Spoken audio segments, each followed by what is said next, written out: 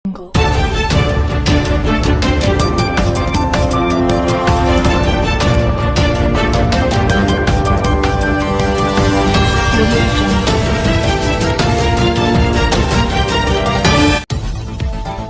ವೀಕ್ಷಕರೇ, ಸಿಡಿಲು ಗುಡುಗು ಸುದ್ದಿವಾಹಿನಿಗೆ ಸ್ವಾಗತ. ಕಾಮಗಾರಿಗಳ ಶಂಕುಸ್ಥಾಪನೆ ಹಾಗೂ ಉದ್ಘಾಟನಾ ಸಮಾರಂಭ. ವಿಜಯನಗರ ಜಿಲ್ಲೆ ಹರಪನಹಳ್ಳಿ ಪಟ್ಟಣಕ್ಕೆ ಕೇಂದ್ರ ಪುರಸ್ಕೃತ ಅಮೃತ 2.0 ಯೋಜನೆಯಡಿ ಸುಧಾರಿತ ಸಗಟು ನೀರು ಸರಬರಾಜು ಕಲ್ಪಿಸುವ ಯೋಜನೆಗೆ ಶಂಕುಸ್ಥಾಪನೆ ಸಮಾರಂಭವನ್ನು ಹಮ್ಮಿಕೊಳ್ಳಲಾಗಿದ್ದು, ಈ ಸಂದರ್ಭದಲ್ಲಿ Manohar Lal Bhatar, Shri Byrathi Suresh, Rahim Khan, Shri MP Latha Mallikarjun, doctor Chandrashekhar B Patil, Shri Shashil G Namoshi, YM Satish, Shrimati Shivaleela, Vinay Kulkarni, Uday Shankar, doctor KG Jagadish, Shrimati Deepa Jolan, Shrimati Kavitha N Mannikeri, doctor R Selvamani, Jnanendra Kumar Gangavar, Mohammed Ali, Akram Shah, S Janavi, ಇನ್ನೂ ಇತರ ಕಾರ್ಯಕರ್ತರು ಉಪಸ್ಥಿತರಿದ್ದರು. ಹಾಗೂ ಕೋಲಾರ ಜಿಲ್ಲಾ ಉಸ್ತುವಾರಿ ಸಚಿವರು ಇವರಿಗೆ ವೇದಿಕೆಯ ಪರವಾಗಿ ಗೌರವ ಸಮರ್ಪಣೆ ಮತ್ತು ಸನ್ಮಾನ. ಅದೇ ರೀತಿ ನಮ್ಮ ತಾಲೂಕಿಗೆ ಸಾಕಷ್ಟು ಕೊಡುಗೆಗಳನ್ನ ನೀಡ್ತಾ ಇರ್ತಕ್ಕಂಥ ಮಾನ್ಯ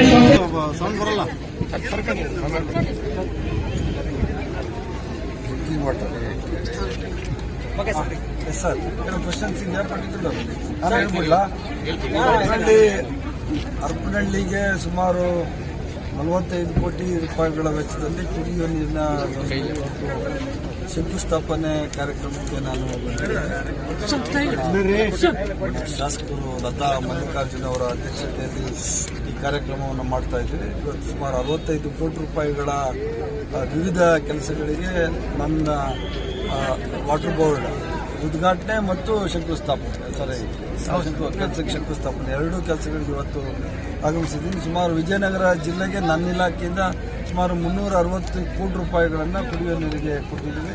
ಎಲ್ಲ ಕೆಲಸಗಳು ಈಗಾಗಲೇ ಶುರುವಾಗಿದೆ. ಇದೊಂದು ಹರಪನಹಳ್ಳಿದು ಸ್ವಲ್ಪ ತಡವಾಗಿ ಪಾಪ ಅವರು 2 ತಿಂಗಳಿಂದ ಬರೋಕ್ಕೆ ಹೇಳ್ತಾ ಇದ್ರು. ನಾನು ನನಗೆ ಟೈಮ್ ಸಿಕ್ಕಿರಲಿಲ್ಲ, ಬೇರೆ ರಾಜ್ಯದ ಬೇರೆ ಜಿಲ್ಲೆಗಳು ಓಡಾಡಬೇಕು ಅಂತ ಇವತ್ತು ಆ ಚಾಲನೆಯನ್ನು ಕೊಡ್ತಾ ಇದ್ದೀವಿ. ಒಟ್ಟಾರೆ ಕಾಂಗ್ರೆಸ್ ಸರ್ಕಾರದ ಧ್ಯೇಯ ಇಷ್ಟೇ, ಇಡೀ ರಾಜ್ಯದಲ್ಲಿರುವಂತಹ 224 ಮತಕ್ಷೇತ್ರಗಳಿಗೂ ಜನಗಳಿಗೆ ಕುಡಿಯುವ ನೀರಾಗಲಿ, ರೋಡು, ತಾರು, ಇವನ್ನ ಮೂಲಭೂತ ಸೌಕರ್ಯಗಳನ್ನು ಕೊಡ್ಲಿಕ್ಕಂತಾನೆ ನಮ್ಮ ಮುಖ್ಯಮಂತ್ರಿಗಳಾದ ಸಿದ್ದರಾಮಯ್ಯನವರ ಒಂದು ಆದೇಶದ ಪ್ರಕಾರ ನಾವು ಈ ಅಭಿವೃದ್ಧಿ ಕೆಲಸಗಳನ್ನ ತಗೋತಾ ಇದ್ದೀವಿ. ಸರ್, ಉತ್ತರ ಕರ್ನಾಟಕದಲ್ಲಿ ಸರಾಯಿ ಬಂದ್ ಮಾಡ್ರಿ ಅಂತೇಳಿ ಉತ್ತರ ಕರ್ನಾಟಕದ ಶಾಸಕರು ಅಲ್ಲಿ ಅಧಿವೇಶನದಲ್ಲಿ ಆಗಲಿ ಮತ್ತೆ ಹೊರಗಡೆ ಎಲ್ಲ ಇದು ಮಾಡ್ತಾ ಇದ್ದಾರೆ.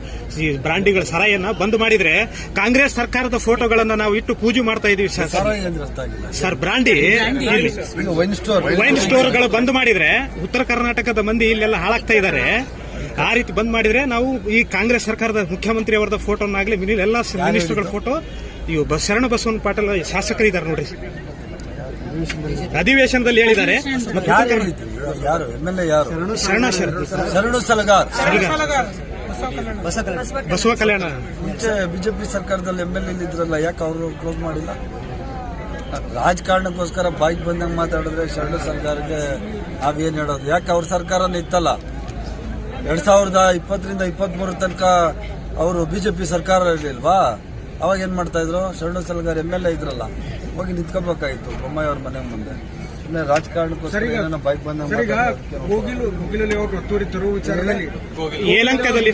ವಿಚಾರದಲ್ಲಿ ಈಗ ಕೇರಳ ಸರ್ಕಾರ ಹಸ್ತಕ್ಷೇಪ ವಿಚಾರ ಈಗ ನಿಮ್ಮ ಪಕ್ಷದವರು ಪ್ರಶ್ನೆ ಕೇರಳ ಸರ್ಕಾರದವ್ರಿಗೆ ಅವ್ರಿಗೇನೆ ಹಾಸು ಒತ್ಕೊಳ್ಳೋಷ್ಟು ಸಮಸ್ಯೆ ಇದೆ.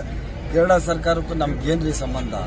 ನಮ್ಮ ರಾಜ್ಯದಲ್ಲಿರುವಂಥದ್ದು ಶಾಂತಿಯುತ ರಾಜ್ಯ. ನಮ್ಮ ಜನನು ಎಲ್ಲ ಬೇರೆ ಧರ್ಮವರ ಸಹಿಷ್ಣುರಿದ್ವಿ. ಕೇರಳ ಸರ್ಕಾರದವ್ರ ಹತ್ರ ಬುದ್ಧಿ ಹೇಳಿಸ್ಕೊಂಡು ನಾವು ಜನಗಳಿಗೆ ಒಳ್ಳೇದು ಮಾಡಬೇಕಾದ ಅವಶ್ಯಕತೆ ಇಲ್ಲ.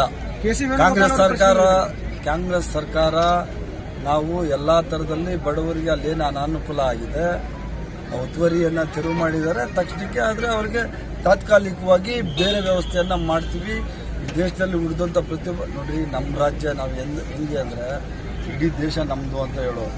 ಯಾವುದೇ ರಾಜ್ಯದಿಂದ ಬರಲಿ, ಯಾರಾದರೂ ಬರಲಿ, ಇಲ್ಲಿ ವಾಸ ಮಾಡುವಂಥವ್ರು ಯಾವುದೇ ಆಗಲಿ ನಮ್ಮವನು ಅಂತ ನಾವು ಕನ್ನಡದವರು ನಾವು ಭಾವನೆ ಮಾಡೋದು. ಕೇರಳ ಅವ್ರ ಹತ್ರ ಪಾಠ ಕಲ್ತ್ಕೊಳ್ಳೋ ಅವಶ್ಯಕತೆ ಇಲ್ಲ ಕನ್ನಡಿಗರಿಗೆ. We are stable. ನಮ್ಗೆ ಗೊತ್ತು ನಮ್ಮ ಜನಗಳಿಗೆ ಏನ್ ವ್ಯವಸ್ಥೆ ಮಾಡಬೇಕು ಅಂತ ಹೇಳಿ ಅದನ್ನೇ ನಾವು ಮಾಡ್ತಾ ಇದ್ವಿ. ಕೆ ಸಿ ವೇಣುಗೋಪಾಲ್ ಅವರು ಅದನ್ನೇ ಹೇಳಿರೋದ್ರಿ, ಅವ್ರ ಸಮಸ್ಯೆ ಆಗಿದೆ ನೋಡಿ ಅಂತ ಹೇಳಿದಾರೆ. ಅದ್ರಲ್ಲಿ ತಪ್ಪೇನಿದೆ? ಕೆ ಸಿ ವೇಣುಗೋಪಾಲ್ ಅವರು ರಾಜಕೀಯ ಮಾಡಕ್ ಬಂದಿಲ್ಲ, ಅವ್ರು ಮುಖ್ಯಮಂತ್ರಿ ರಾಜಕೀಯ ಮಾಡಿರೋದಿನ್ನ ಕೇರಳ ಅವರು ಆ ಪಕ್ಷ ಈ ಪಕ್ಷ ಅಂತ. ಕೆ ಸಿ ವೇಣುಗೋಪಾಲ್ ಅವರು ಪಕ್ಷಾತೀತವಾಗಿ ಯಾರಿಗೆ ಸಮಸ್ಯೆ ಆಗಿದೆ ಅವರಿಗೆ ಸಹಾಯ ಮಾಡಿ ಅಂತ ವೇಣುಗೋಪಾಲ್ ಅವರು ಹೇಳಿರೋದು. ಬಿಜೆಪಿ ಪ್ರಶ್ನೆ ಮಾಡ್ತಿದ್ರೆ ಅವ್ರೇನು ಸೂಪರ್ ಸಿಎಂ ಅಂತ? ಯಾರು ಸೂಪರ್ ಕೆ ಸಿ ವೇಣುಗೋಪಾಲ್ ಏನ್ ಸೂಪರ್ ಸಿಎಂ ಏನಂತ ಹೇಳಿ ಪ್ರಶ್ನೆ ಕೆ ಸಿ ವೇಣುಗೋಪಾಲ್ ನಮ್ಮ ದೇಶದ ಪ್ರಧಾನ ಕಾರ್ಯದರ್ಶಿ ರೀ. ಕಿವಿ ಮಾತು ಹೇಳಕ್ಕೆ ಅವ್ರಿಗೇನು ಇದಿಲ್ವ? ಈಸ್ ಆಲ್ಸೋ MP, ಅವರು ಲೋಕಸಭಾ ಸದಸ್ಯರಿದ್ದಾರೆ ಈ ದೇಶದಲ್ಲಿ. ಹಾಗಾದ್ರೆ ಡೆಲ್ಲಿಯಿಂದ ಬಂದು ಇಲ್ಲಿ ಇನ್ಸ್ಟ್ರಕ್ಷನ್ಸ್ ಕೊಡ್ತಾರಲ್ಲ ಬಿಜೆಪಿ ಅವ್ರಿಗೆ, ಅವರೆಲ್ಲ ಸೂಪರ್ ಸಿಎಂಗಳು. ಹಂಗಾದ್ರೆ ಡೆಲ್ಲಿಯಿಂದ ಬಂದು ಅವ್ರದ್ದು ಹೈಕಮಾಂಡ್ ಬಂದು ಅದು ಕೆಲಸ ಮಾಡಿ ಇದು ಮಾಡಿ ಅಂತ ಹೇಳಿ ಒಂದೊಂದು ತಿಂಗಳಿಗೆ 2 ತಿಂಗಳಿಗೆ ಬಿಜೆಪಿ ಆತ್ಮಾವಲೋಕನ ಅಂತ ಇನ್ನೊಂದು ಲೋಕನ ಅಂತ ಅದೆಂತದ್ದು ಮಾಡ್ತಾ ಇರ್ತಾರೆ. ಅವರೆಲ್ಲ ಬಿಜೆಪಿ ಅವ್ರು ಇನ್ಸ್ಟ್ರಕ್ಷನ್ ಕೊಡ್ತಾ ಇರ್ತಾರಲ್ಲ ಹೈಕಮಾಂಡ್. ಹಂಗಾರೆ ಅವರಿಂದ ಮೇಲೆ ಇಳಿ ಬಂದವ್ರ? ಹಂಗಾರೆ ಅವರೆಲ್ಲ ಸೂಪರ್ ಪವರ್ ಅವ್ರದ್ದು. ಒಳ್ಳೆ ಮಾತು ಹೇಳಿದ್ದಾರೆ, ಅದನ್ನ ಸ್ವಾಗತ ಮಾಡಬೇಕು. ರಾಜಕೀಯಕ್ಕೋಸ್ಕರ ಮಾತಾಡಬಾರ್ದು ಯಾರನ್ನು. ಮಹಾರಾಷ್ಟ್ರ ಪೊಲೀಸ್ ಡ್ರಗ್ಸ್ ಹಿಡಿತಾರಲ್ಲ ಸರ್, ಕರ್ನಾಟಕ ಪೊಲೀಸ್ ಏನ್ ಮಾಡ್ತಾ ಇದೆ ಸರ್? ಸರ್, ಮಹಾರಾಷ್ಟ್ರ ಪೊಲೀಸ್ ಬಂದು ಬೆಂಗಳೂರಲ್ಲಿ ಡ್ರಗ್ಸ್ ಕೇಸ್ ಹಿಡಿತಾರೆ, ಕರ್ನಾಟಕ ಪೊಲೀಸ್ ಏನ್ ಮಾಡ್ತಾ ಇದ್ದಾರೆ ಅಂತ. ಮಹಾರಾಷ್ಟ್ರದಲ್ಲಿ ಹೋಗಿ ಕರ್ನಾಟಕ ಪೊಲೀಸ್ ಯಾವ್ದು ಹಿಡಿದಿಲ್ವಾ? ಆಂಧ್ರ ಪ್ರದೇಶದಲ್ಲಿ ಹೋಗಿ ಹಿಡಿದಿಲ್ವಾ? ಕೇರಳದಲ್ಲಿ ಹಿಡಿದಿಲ್ವಾ? ಅಲ್ಲ, ಇವ್ರು ಮಾಹಿತಿ ಎಲ್ಲರಿಗೂ ಮಾಹಿತಿ ಇರ್ತದೆ. ಡ್ರಗ್ಸ್ ದಂಧೆನ ಮಟ್ಟ ಹಾಕ್ಲಿಕ್ಕೆ ನಮ್ಮ ಸರ್ಕಾರ ಆದಷ್ಟು ಕೆಲಸಗಳು ಮಾಡ್ತಾ ಇದೆ. ಬೇರೆ ಸರ್ಕಾರ ಬೇರೆ ಪೊಲೀಸ್ ನಮ್ಮ ಪೊಲೀಸ್ ಯಾವ್ದು ಹಿಡಿದಿಲ್ಲೇನ್ರಿ? ಸ್ಕಾಟ್ಲ್ಯಾಂಡ್ ಪೊಲೀಸ್ಗಿಂತ ನಮ್ಮ ಪೊಲೀಸ್ ಅವ್ರು ಬಿಟ್ರೆ ಇಡೀ ಪ್ರಪಂಚದಲ್ಲಿ Karnataka police is the best police. ನಮ್ಮ ಪೊಲೀಸ್ ಅವರಿಗೆ ನೈತಿಕವಾಗಿ ಮುಗಿಸುವಂತ ಈ ನೀಚ ರಾಜಕಾರಣ ಬಿಜೆಪಿ ಅವ್ರು ಮಾಡಬಾರ್ದು. ಅವರು ಜಂಟಿ ಕಾರ್ಯಾಚರಣೆ ನಡೆಸಿರೋದು ಗೊತ್ತಿತ್ತೋ ಇಲ್ಲ ನಿಮ್ಗೆ ಗೊತ್ತಿಲ್ಲ.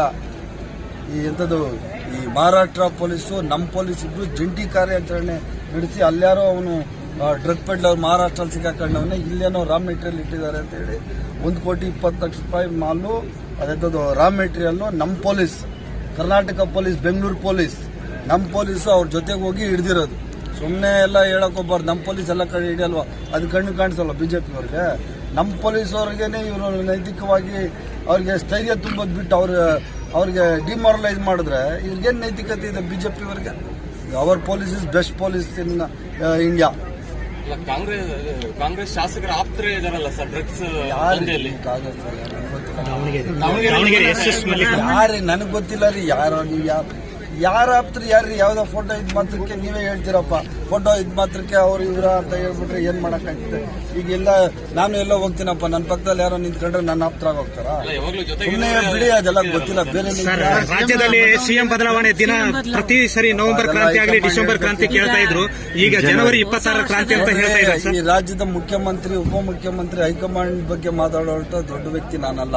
ಅದಕ್ಕೆ ಹೈಕಮಾಂಡ್ ಇದೆ, ನೋಡ್ಕೊತಾರೆ. ಅವ್ರು ಖರ್ಗೆ ಸಾಹೇಬ್ ಇದ್ದಾರೆ, ರಾಹುಲ್ ಗಾಂಧಿ ಸಾಹೇಬ್ ಇದ್ದಾರೆ, ನಮ್ಮ ವೇಣುಗೋಪಾಲ್ ಅವರು ಇದ್ದಾರೆ, ಸುರ್ಜೇವಾಲಾ ಇದ್ದಾರೆ, ಮುಖ್ಯಮಂತ್ರಿ ಸಿದ್ದರಾಮಯ್ಯ ಇದ್ದಾರೆ. ಅವ್ರು ಡಿಸೈಡ್ ಮಾಡ್ಕೊತಾರೆ ಮುಖ್ಯಮಂತ್ರಿ ಬದಲಾವಣೆ ಆಗಬೇಕು ಬೇಡ ಅನ್ನೋದು ಅವ್ರು. ಸರ್, ಒಳ ಮೀಸಲಾತಿಯಿಂದ ಕಾಂಗ್ರೆಸ್ ಸರ್ಕಾರಕ್ಕೆಲ್ಲ ಒಂದ್ ಕಡೆ ಹಿನ್ನಡೆ ಆಗೈತೆ ಅಂತ ಹೇಳಿ. ಒಳ ಮೀಸಲಾತಿಗೆ ಏನ್ರಿ ಹಿನ್ನಡೆ ಆಗೈತೆ? ಒಳ ಮೀಸಲಾತಿ ಕೊಟ್ಟರೆ ಒಳ್ಳೇದಲ್ಲೇನ್ರಿ? ತಪ್ಪೇನಿದೆ? ಕೆಲವು ಕೊಲಂಬೋ ಸಮುದಾಯಗಳು ಸಾಮಾಜಿಕ ನ್ಯಾಯ ಬಂದಿಲ್ಲ ಅಂತ ಎಲ್ಲಾ ಸಮುದಾಯಗಳಿಗೆ ನ್ಯಾಯ ಸಿಗಬೇಕು ಅಂತಂದ್ರೆ ಈ ಸಮಾಜದಲ್ಲಿ ಕಟ್ಟಕಡೆಯ ವ್ಯಕ್ತಿ ಯಾರು ಇರ್ತಾನೆ